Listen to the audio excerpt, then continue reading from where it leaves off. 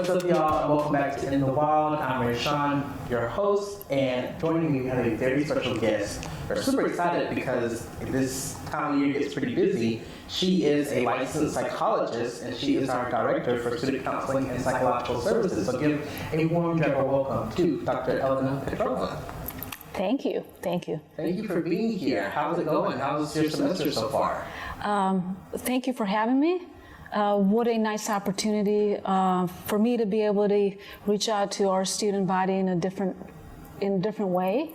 And I think we're about a month in, and it's been a busy semester already. Yeah, absolutely. So, yes, yeah. But getting started, tell us a little bit about how you became interested in the field. Oh, wow. Yeah, that was a long time ago. And I think I frequently share this story with students I work with that originally I was majoring in engineering, and through a little bit of trial and error learned that maybe that wasn't as good of a fit for me, and sort of found psychology and was absolutely in love. It was one of my favorite courses in high school, and then I ended up majoring in psychology. I'm not originally from the United States, so I started my major back in my home country, Macedonia, and then came to the United States and continued my major as an international student. And so, long story short, 24 years later, here I am.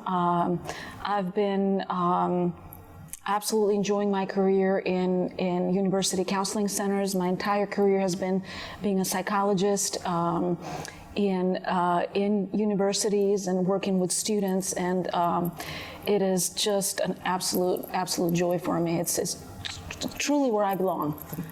So how did you become interested with Augusta University? Well, I didn't know much about Augusta University, I think, as anyone who's not originally from this area or from Georgia. And at the time, this was about a little bit more than 7 years ago. I lived up north, upper Midwest in Wisconsin, and I really wanted to relocate someplace warm. and truly, I just looked for a warm place and a warm home where I could also do my work as a psychologist in a university counseling center, and that's how I landed here. That's pretty typical of much of my sort of path of being a traveler here in the United States. But that is, I've been here since 2015 and continue to work with students and help with their lives being better in a way. So what has your experience been like while you've been here at AU? I would say that that is, how do you sort of describe that? I would say that AU has truly been a place of growth and development, and it's probably the most important piece that has helped me in a way, or has motivated me to sort of stay here and continue to give to our students. I think we continue to grow in enrollment, in possibilities, in kind of my area, in the resources available to students, and specifically mental health resources. And there's just so much opportunity for growth, for improvement, for ideas, for creativity, for bringing new and fresh ideas, even about mental health, and so that's what I would say. It's been transitioning, it's been stimulating and busy at the same time. Well, that's good. And you said you've been here since 2015. How has student counseling grown since then? Wow. It's so hard to describe in words, even as I compare kind of being an employee in my first year, I think in so many ways. The first obvious one that I can think of was, first of all, we had a name change. It used to be the Counseling Center, and then it became Student Counseling and Psychological Services. And truly, the purpose of that was to really enhance our services, but also sort of inform our community that we provided mental health counseling and psychological services, that we were very much focused on sort of the mental health and emotional wellness aspect. We also ended up earning, if you will, another location. So we had the office on the Somerville campus, and in 2016, we actually got space on the health sciences campus. And so since then, we've been able to be visible in both campuses. We've increased our number of staff, both psychologists and mental health counselors. So that way there can be more of us to reach out to more students.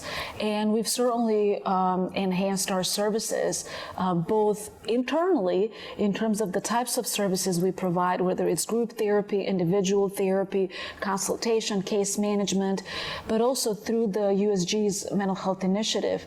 We've been able to bring in additional services to our students. So those are some of the things that come to my mind right away. A lot of good change. What has the student response been like to all those changes over the years? Well, I'd like to think, and I'd like to say that we enjoy a positive reputation.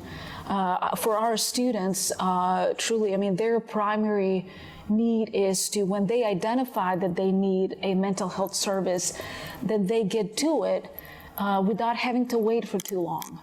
And that can be a challenge. That can be a challenge in our living communities, right?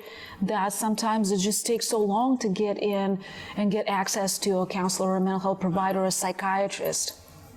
And so my hope is that in that kind of building that positive reputation across the campuses and across departments, is that our students have been able to see that it's been a little bit easier to get in and get an appointment. We're trying to do our best. We always try to do our best, and their voices are enormously important. They inform us about their needs and the diversity and the variety of their needs. And you also expanded to other resources that students can access on their own, like Headspace. Yes. Could you tell us a little bit about Headspace for those who are unfamiliar?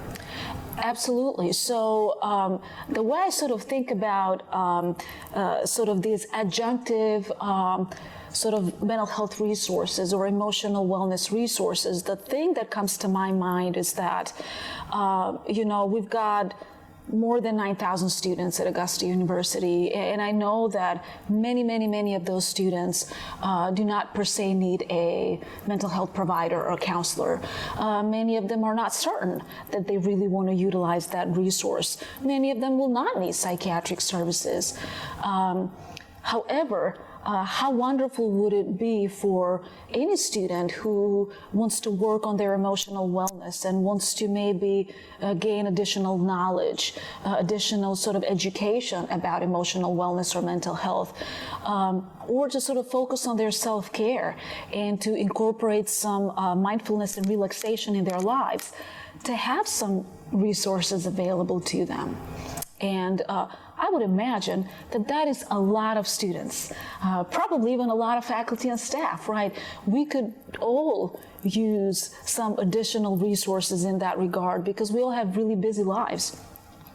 So that's where Headspace comes into play. And I'm really pleased to know that as time has gone by, more and more students have learned about it and have become aware of how to access it. The good news for our students is that it's for free, right? So if I wanted to use Headspace, I would need to subscribe. However, for our students, it's just such a wonderful tool. They can use it, they can tailor it to their personal needs. Each user can kind of tailor it and use it however they want to, whatever part of the day they want to. It's not associated with a counseling appointment. It's not, nobody times them. It's really about their own wellness and kind of well-being plan, if you will. It's got wonderful resources, both psychoeducational as well as sort of some mindfulness resources that they can use on their own time, if you will.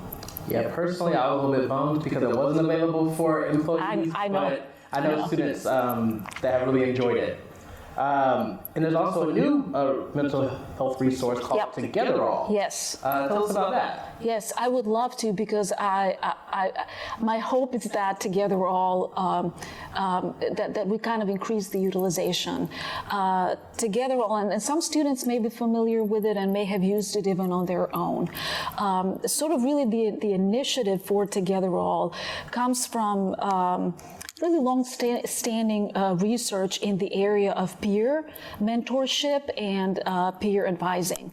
And one of the things that we've learned, and particularly in college mental health and emotional wellness and programs and resources, is that students listen to other students.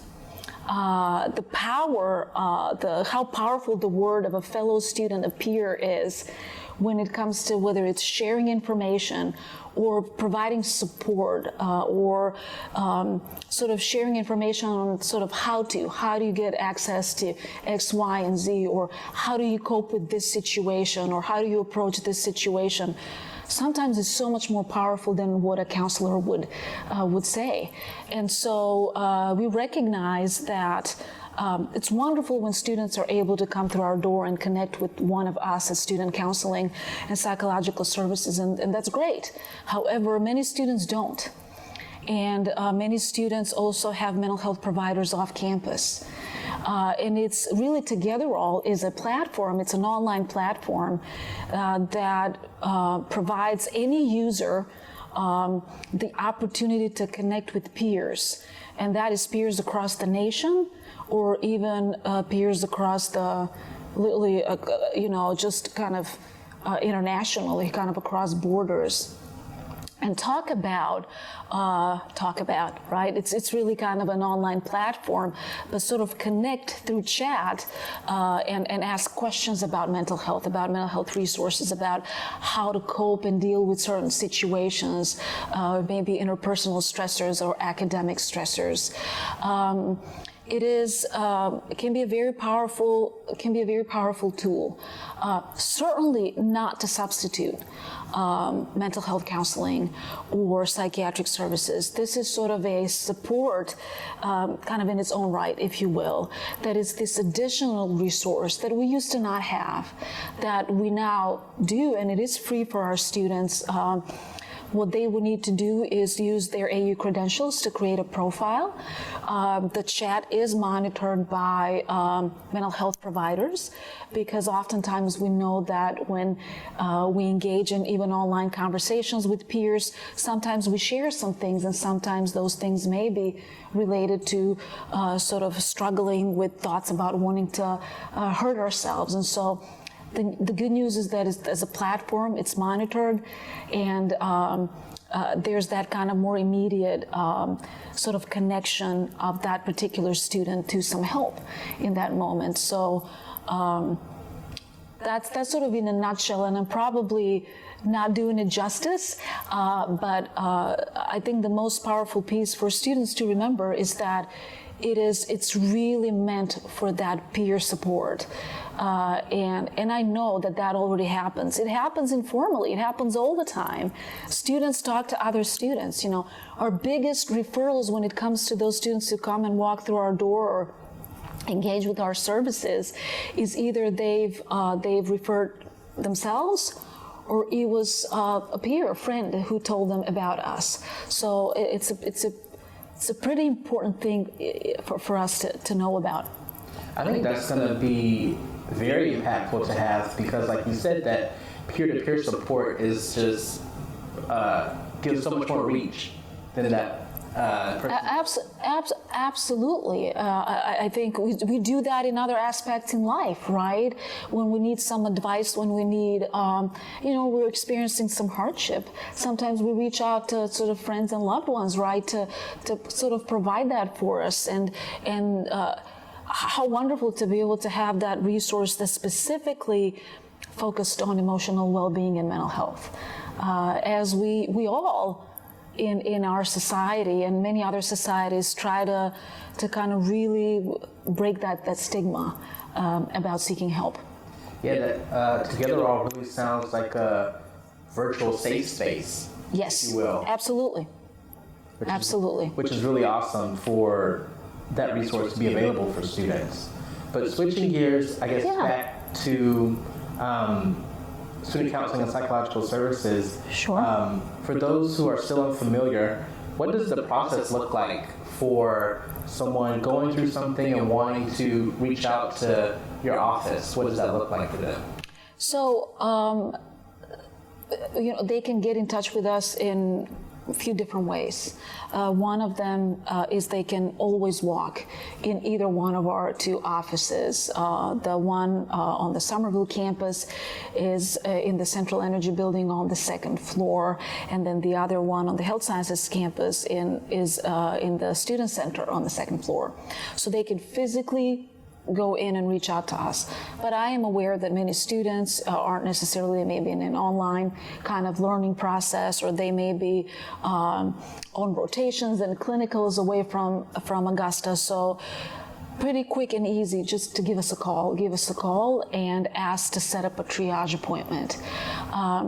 If they're not experiencing a mental health emergency, if they don't experience the need to speak and connect with a counselor right away or on a more kind of urgent basis, certainly they can ask to set up a triage appointment. That is sort of our first line of contact, where a counselor gets to do that triage appointment with the student, and they get to ask some questions, get kind of a sense as to what that student needs, and collaboratively create an approach for where to go next. If the student is experiencing a mental health emergency and it sort of feels vital to them that they connect with someone on that day and pretty quickly, then I would encourage that whether they walk in, whether they call us, is to request an emergency appointment. So those will be kind of the two kind of more immediate ways to get connected to us. And those services are also free as well for students. Absolutely, yes. We do not. I know this question comes up frequently for students, understandably so, that we do not charge insurance. We don't have to worry about that. Those resources are free for them. And because students on campus are adults, this is private, so it won't be shared with absolutely. parents. Yes, absolutely. And many students, before coming to AAU, may have had experiences with counseling before, and when they were still minors. And oftentimes, as we know, right, the parent has to get involved and give permission. When they obviously turn 18, that is no longer necessary, right? Our services are confidential. We absolutely cannot disclose anything to anybody about them seeking out these services or attending services without that student giving us permission to do so. Now, there are some exceptions to that rule, particularly when we have to save life and we're concerned about a student. But in a nutshell, yes, those services are confidential, and they're voluntary. Students, it's really on the student to kind of make that decision if this is something that they want to do, try, pursue. We absolutely respect that. Are there any other resources that we didn't mention that you would like to share? Well, I would encourage students to always, we try to keep our student counseling website up to date, and they can always peek in and learn about the different types of workshops we offer. We offer in-house workshops. One of our more popular ones is sort of a kind of a three-part workshop on anxiety and managing anxiety, and many of our students find that very applicable to them and their experiences. We offer each semester group counseling for students. At times, it's just sort of, this is dependent on the year, and I know you're aware of some of these resources. We offer support groups as well. Last semester, we offered a mental health support group.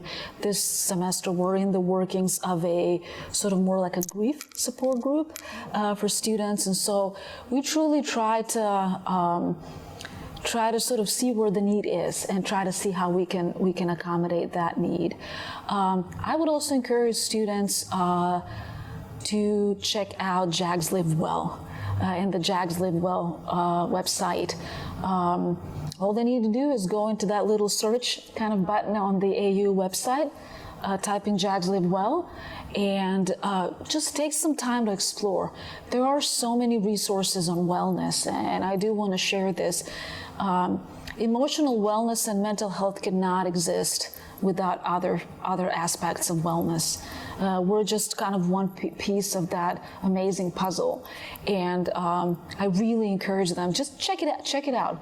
There's a ton of stuff on there. There's all kinds of information on nutrition, on sleep, on relationships, and also they can learn more about Headspace or Togetherall, or the types of services we offer at student counseling or at student health services that are more specifically focused on mental health. Thank you so much for being here. For all of our students listening, I hope you take advantage of these resources because they are free. Yes. And they're here to help you out. Well, thank you very much. This was a wonderful opportunity. Appreciate it.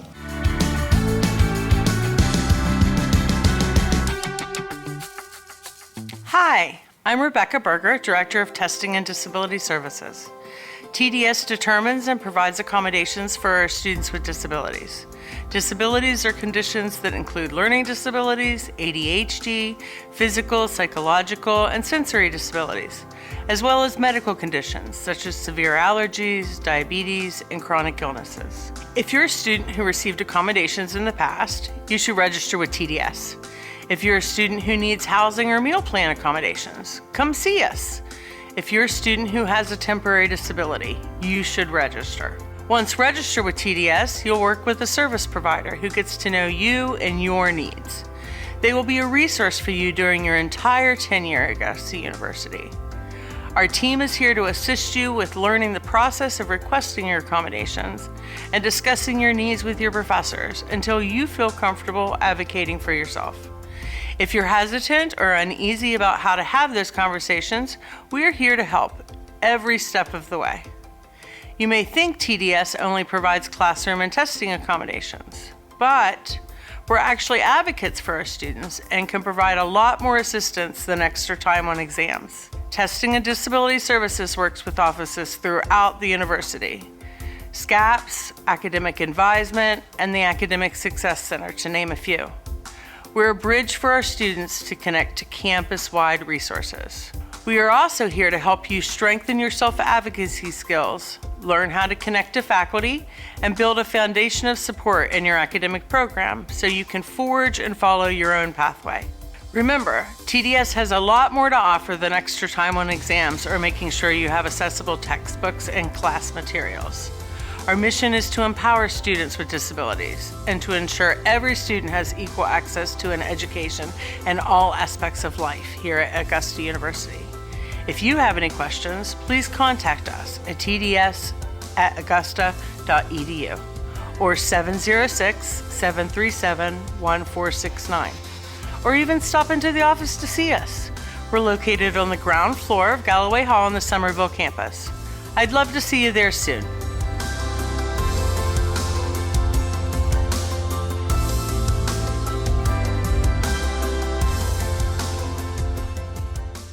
What's up, y'all? Welcome back to In the Wild, and joining me, we have our super fancy expert.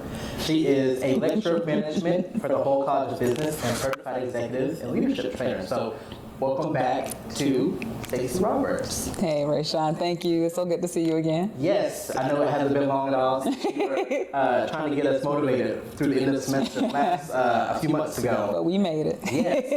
But getting started, it's Black History Month, and I've been asking some of our guests, how do you support Black History Month? How do you celebrate? Number one, a lot of reflection. Just being thankful for everyone that went before me that allows me to be in the seat today. So like Dr. Martin Luther King. I just think of the women, the powerful men and women that some even gave their lives so I can have the opportunities, or just people of color or women or anyone could just have the opportunities. Black people just sit in seats, sit at tables, just go to levels that their ancestors prayed for. So that's how one thing, just reflection, creating awareness So talking to students, individuals, just making them aware, because some people don't know. We think they should know, but they just don't know. So just having those fun, sometimes hard conversations with people just to say, this is why we honor Black History Month. This is why. Teaching my son, he's 3, but teaching him, my son is, his dad is Filipino and white, and I am Black. So just showing him a part of his culture. But this is not just confined to 1 month. We do it all the time. But just showing him this is why. And also, just like I said, reflection, celebration, going to some events, just enjoying, celebrating being a Black woman in 2023, and just being thankful for the people who paved the way. I'll let them answer. We can probably just cut it right here. Okay. So going off of that, you build and you train leaders. How did you get into leadership development, and how did you know that this was part of your calling? So I heard something once, what you can't stand, you were meant to change. And I hate when people use their leadership positions to create toxic workplaces, toxic classrooms, just whatever. So I have an HR background. I saw some stuff out there. And so I said, what is a way that I can enhance this? Instead of complaining about it, how can I enhance it? And so I study leadership. I love studying good and bad leaders. But I love just studying the excellent ones, see what they did right, why, how can they get people to follow them, why are they influencing people to do good things and make an impact. And so I started getting my education in it, studying people, seeing what was working in organizations and what was not, trying to find that need that HR directors and managers, there's a void we need to fill, but we don't know how to fill it. And so I created something, just a way of teaching people how to have productive and healthy workplaces, how to leaders talk to their people, talk to diverse groups of people, whether it's due to race, sex, age, class, anything. How can they relate? How can they cultivate those environments that everyone can thrive in? And I think that's how I got into it. And also by modeling great leaders. My parents are awesome leaders. My pastors are amazing leaders. I've been taught leadership since here. It just, I feel like I was groomed for this. Even just being thrust to do the Easter speeches. So I'm just really thankful for I was pushed to always be a leader. That's awesome. And what is it like to see your students, your mentees, I guess, take on leadership roles and help build other leaders? What is that like for you? Ooh, that is... When you see someone you poured into, that God allowed you to pour into, and you see them walking in it. I heard something one time, you don't know how good of a parent you were until you see what your grandchild is doing. So when I pour into my students and I see them pouring into other people, I feel like the legacy is continuing. It's a good feeling. I'm proud, I'm honored, I'm thankful, because it's like they're buying into and they're cultivating the change that our world needs. Because I can sow a seed, but they're like watering, and they're planting seeds and someone else is watering. So it's just a powerful thing to watch. So switching back to Black History Month, because this is one of the best times of year to support Black-owned businesses. For those who are unfamiliar, what would you say to them who don't know why we should care about supporting Black-owned businesses during this time of year? That's a good question. So a lot of people, you can just look at the studies and the history, the amount of support that Black businesses get just to start up, the hurdles that they face in thriving and surviving in the market is just astronomical to other businesses. So just for them to start a business is a task. Sometimes they don't get the funding. They don't get the support. They don't get the same resources. Sometimes, unfortunately, the people that are sitting in the seats that can provide them support don't. And so they have to work extra hard. Sometimes they weren't set up with the capital. Sometimes people don't give them access to the capital. It's just a lot of hurdles and biases out there. Unfortunately, we live in a flawed world. So pouring into a business, a small business, a Black-owned business is a great thing. Number one, you are... Like I said, they're living what their ancestors prayed for. I think my ancestors couldn't have, starting a business, it wasn't an option for them. So you're really just pouring into something that some people deem will be impossible forever. So that's just a beautiful thing. Also, remember, there's a lot of them, they are, I don't want, the word's not struggling, they're just really working very hard. So even doing like a huge business like Amazon versus a small business, I tell people to think about things like that. When you pour into a small business, it makes more of an impact. When you pour into a Black-owned business, it's just the impact that you make. Bringing them to the table, giving them a seat, not just a seat at the table, but giving them the influence and the impact and giving them the space to leave their legacy, show what they can do is huge. Because I can be honest, I've actually experienced people not hire me, female, Black, different things like that. And I'm like, do you realize what you're leaving on the table but not bringing that diversity in? So I just tell people, open up your eyes and give them a chance. Give them a chance to prove that they are all they can be and more. You just have to open the door for them. So I was doing some research earlier, and I saw that according to a 2021 report that 46 of all Black entrepreneurs are women. And with you championing the Women's Leadership Academy, does that statistic surprise you? No, not at all. We are some powerhouses. So we're incubators. Naturally, we're creative, we cultivate. You give us a seed, we're going to give you a harvest. And so our minds are always thinking how to make things better. It does not surprise me that it's women. It does not at all. I just working with women, seeing how I've been in rooms where they're brainstorming the ideas that are popping. I'm just like, oh my goodness. Seeing what people make with their hands, the creativity. My mom's a hairstylist, seeing how she can just make something out of nothing. It's the gifts that they have. And so seeing them take these gifts, these God-given gifts, and they're projecting them into a business, it's just a wonderful thing, and it does not shock me at all. And I think it's more up and coming in the future, the near future. And Augusta has a bunch of Black-owned businesses. What are some of your favorites when you first say? Ooh, okay. So I like to eat. Let me give some shout outs. So Alexander Great Barbecue, Deansbridge Road, one of my favorites. Another business that I love is there's another leadership trainer, D. Harris and Associates, Danielle Harris. Amazing. I love Danielle. Her advice, I follow her for a lot. She's one reason I am who I am today. She's just powerful. So Danielle D. Harris and Associates, what she does, her trainings and things like that. I love her products. I love what she does with the community. I love the Greater Augusta Black Chamber. And the reason I'm naming them, if people knew what they did for Black businesses in this area, it's just wonderful. They are, the programs they bring, the resources, the knowledge, it's amazing. Let me think of some more. I gotta give a shout out to my mom, Pure Perfection Beauty Salon. Yes, best, you all, if your hair falling out, you need to be in her chair. I could give so many. I'm just thinking, Baby Kate's Cupcakes. I watched how she went from ADP selling cupcakes to now she has a brick and mortar off of Washington Road behind Applebee's, Tierra. I watch Bessie Dick's Real Estate. Okay. It's just so many, and I'm surrounded by business owners. I'm surrounded by people that stepped out on faith and just went forward. So yeah, those are just some. Kelvin Hughes, a cut and style. He cuts my son's hair, and I just watch how he interacts with children. If you can do my son's hair, it's a blessing. So I can name so many, but they're doing wonderful things, and I just saw what they pushed through, the hurdles. It's just great. So. And what value would you say that they add to the Augusta community? So what I'll say, they just bring, I like to say it like this, their own twist.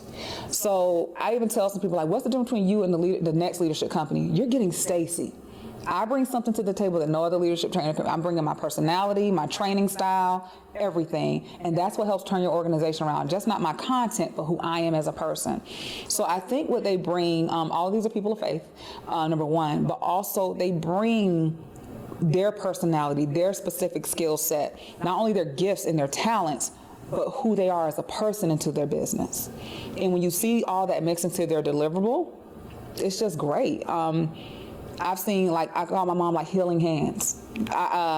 Bessie Dix, I've seen her, people that thought they would never own a home, they're now homeowners because they worked with her. And it's just really a blessing just to see the lives that they touch. So when I think about what do, they're touching and literally changing lives through their gifts, their God-given gifts. So it's just a beautiful thing to watch. I'm always inspired when I talk to you. It's just like always lift our spirits.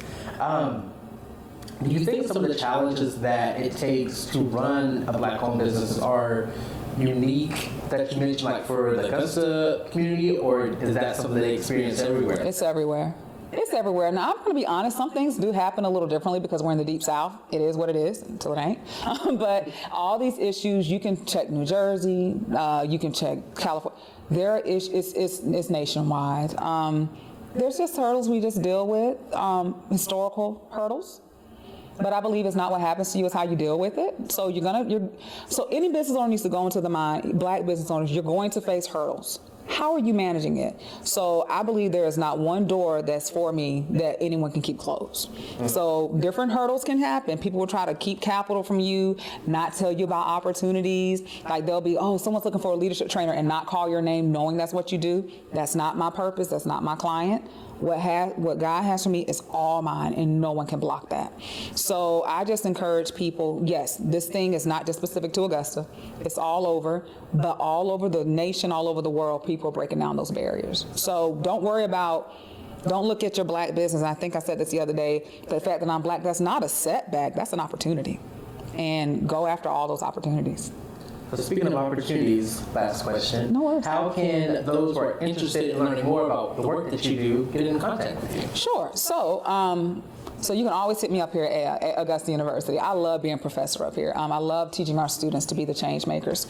You can also find me on LinkedIn. That's where I hang out on LinkedIn. Just Stacy Roberts, I think DBA. Stacy Roberts, that's where I say you can find my website through there. You can all that fun stuff. But I really hang out on LinkedIn. So thank you so much. You're welcome. For being here. I look forward to having you back on the show at some other point in time. Always. Because it's always a pleasure. Okay. Thank you, Raysean.